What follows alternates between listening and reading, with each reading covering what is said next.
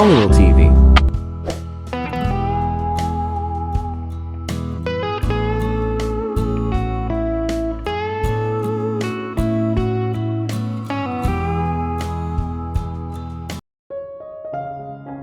Umalis ang jet alas 10:30 ng gabi.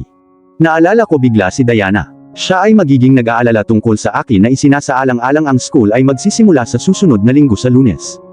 Nararamdaman ko na ang lahat ng aming mga plano para sa aming mga huling taon sa kolehiyo ay magiging walang kabuluhan.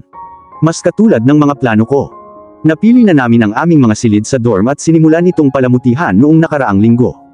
Kinailangan ko siyang makausap, tapos si Kenny naman sa kabila. Napagkasunduan namin na bibisitahin niya ako bukas. At syempre si Mommy, doon nakasentro ang karamihan sa mga iniisip ko. Namiss ko na siya ng sobra. Dear God, sana ligtas siya. Ang panloob na bahagi ng jet ay katangi-tangi. Napakaganda at may mayaman na aura tungkol dito. Umakyat si Mr. Black para magkaroon ng privacy. Oo, sa taas. Napakaganda ng jet at hinihiling ko lamang na hindi ako magkaroon ng napakaraming problema sa sandaling ito upang masiyahan ako sa lahat. Lahat ay itim at puti. Wala pa akong nakilalang lalaking minahal ng ganito ang itim. I was losing my mind with thoughts of my mom na dahan-dahan akong umakyat para makausap ko siya pero halos lumuwa ang mata ko nang makita ko ang ginagawa ng boss ko. Oh Lord, tulungan mo ako. Nakayuko siya sa isang polished stool na naglalaman ng white powder. He was taking drugs. Kailangan kong mag-ingat dahil baka mawala ang galit niya sa akin. Dahan-dahan akong lumapit sa kanya at marahang ipinatong ang mga kamay ko sa balikat niya. Mr. Romano, I called out, making sure to use his real name or else he might lose his temper. Nagulat siya nang makita ako pero binigyan niya ako ng malamig na nakakamatay na tingin. Go back. One thing with my boss is, hindi siya sumisigaw. Mayroon lamang siyang partikular na paraan ng pagsasalita na ikinatakot ng lahat. Naglakas loob akong umupo sa tapat niya. Malakas ang loob ko sa labas dahil nababaliw na ako sa loob. Anong ginagawa mo? Alam mo. Kailangan kong mag-ingat para hindi siya magalit. Sabi ko, lumabas ka na. Galit siyang nagsalita at napagtanto kong he was trying not to lose his temper with me. Sobrang pula ng mata niya, nakakatakot. Tumikhim ako dahil sa substance na nasa mesa. Mali, hindi maganda sa kalusugan mo. Sa paraan ng pagtingin niya sa akin, alam kong wala na sa mga sandaling iyon ang anumang soft spot niya para sa akin. Mula sa gilid ng mga mata ko, nakita ko siyang naglabas ng pocket knife sa suot niyang black jeans. Napalunok ako. Oo, siya ay isang beast minsan. Irish, lumabas ka na. Ang kanyang boses ay mapanganib na mababa. Ngayon, tumayo ako na nanginginig ang mga paa. It's better safe than sorry. Tama ka. I should probably go have some sleep. Good night, boss. At wala pang 2 segundo ay nakaalis na ako doon. Hindi ko maaaring ipagsapalaran na putulin ang aking lalamunan ng isang adik sa droga. Nang makarating ako sa upuan ko, huminga ako ng malalim. Oh my God, nasa parehong lugar ako kasama ang isang lalaki na may kutsilyo at baril at mataas sa cocaine. Oo, sa sinabi sa akin ni Kenny, may problema si Alexander Romano. Kaya naman marami siyang inosenteng tao na pinatay. Who knows, baka subukan pa niya akong itapon sa eroplano kapag nagalit ako sa kanya. Sa isiping iyon, tahimik akong nakatulog. Naramdaman kong may tumapik sa balikat ko kinaumagahan. Ito ay ang hostess. Good morning miss, we're about to land. Please buckle up your seatbelt. She flashed me a toothy smile and I nodded. Tumingin ako sa paligid ko. Italy. Sinong mag-aakalang lilipad ako papuntang Italy kasama ang boss ko? Pagkababa namin, nakita ko siyang naglakad pababa sa akin, hindi kasing pula ng mga mata niya kahapon. Binigyan niya ako ng walang ekspresyon na tingin at hinawakan ang kamay ko, hinila ako palabas. Okay, ito ay opisyal na nakumpirma. Galit siya. I mean nakita ko siyang bumunot ng kutsilyo kahapon at kung hindi ako nagkakamali ay laslasin niya ang lalamunan ko. And then this morning, he's holding my hands na parang walang nangyari.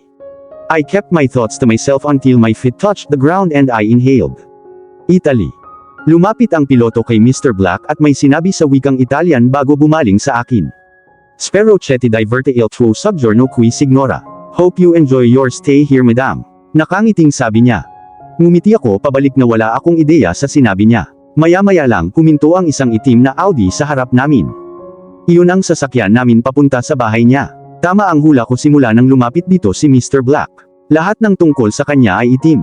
Mga itim na kotse, itim na jet, itim na damit, itim na telepono, laptop, itim na buhok. Itim lahat. I bet itim din ang kwarto niya.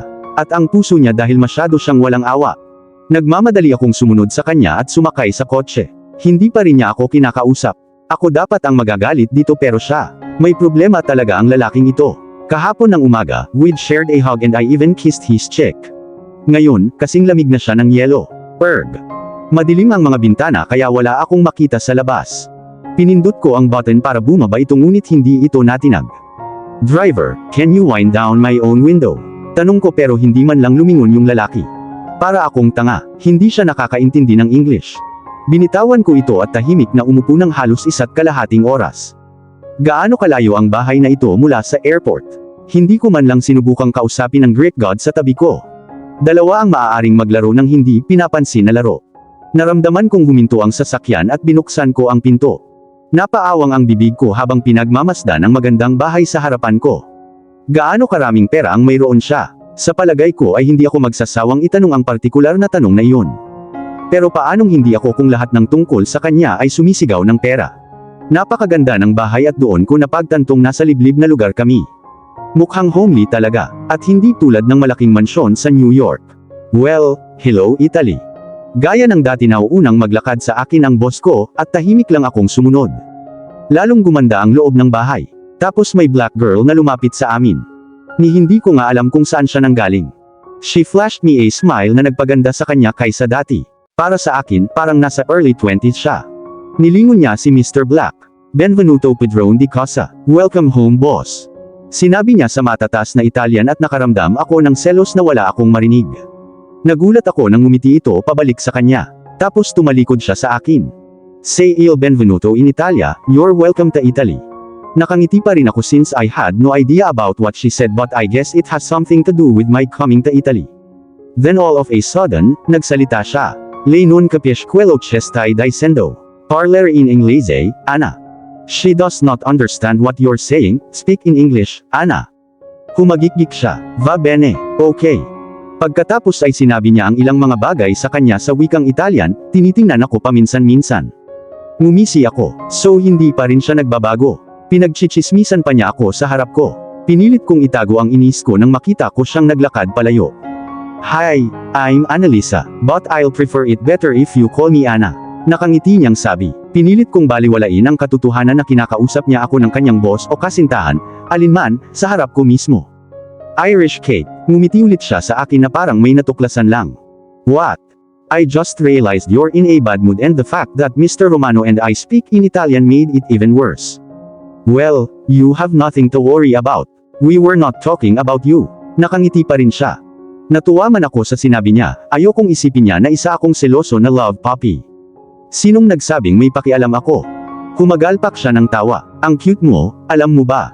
Hindi ko alam kung paano niya ginawa iyon pero nagawa kong ngumiti sa kanya, at iniikot ang aking mga mata. Anyways, I'm so excited talking to someone around my age. It gets so lonely here. Dito ka nakatira? Curious kong tanong. At umiling siya bilang pagtanggi. No, but I work here. Araw-araw akong pumupunta para maglinis ng bahay because as you know, the boss is a neat freak. Kahit hindi siya dito nakatira, he wants his house as spotless as the heavens.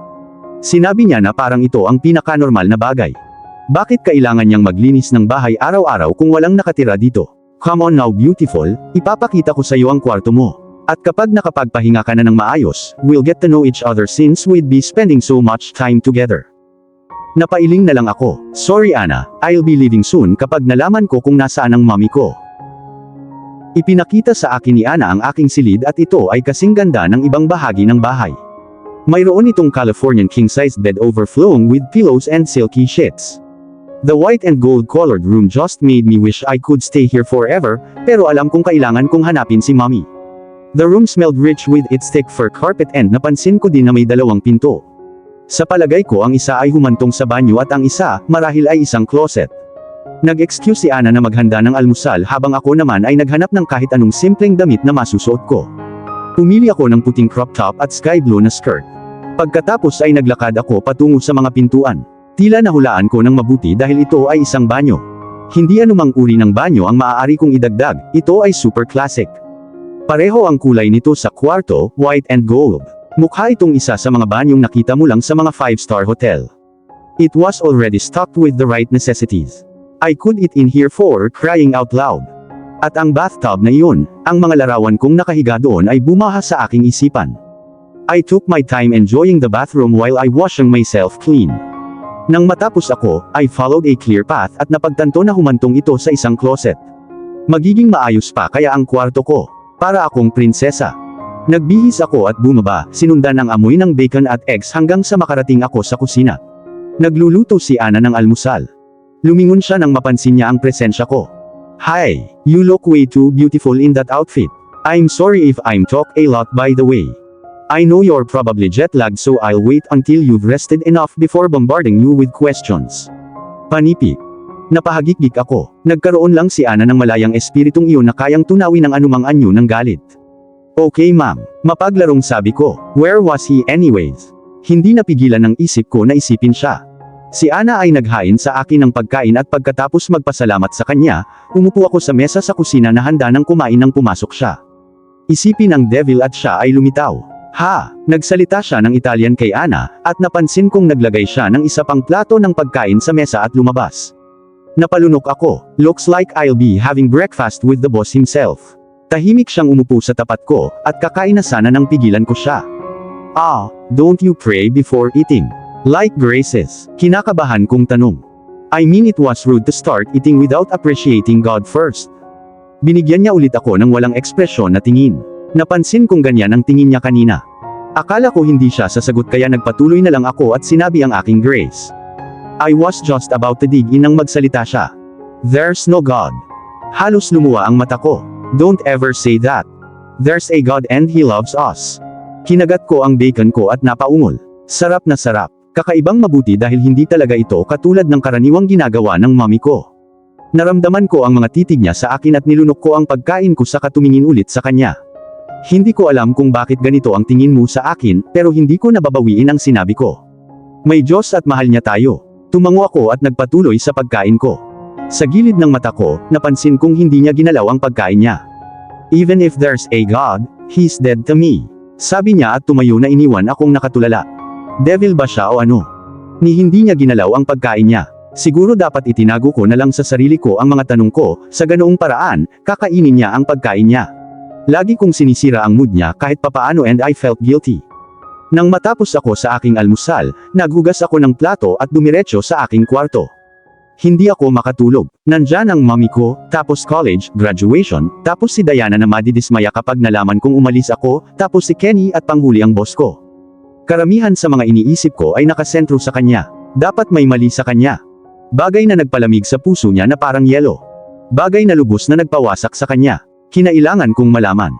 Hindi ko nga alam kung kailan ako dinala ng sleepover, kagigising ko lang. Siguradong napagod sa hindi inaasahang paglalakbay. Medyo naginat, nagpasya akong hanapin si Ana. Natagpuan ko siya sa kusina. Hi Ana. She beamed at me. You're up already. How are you enjoying Italy?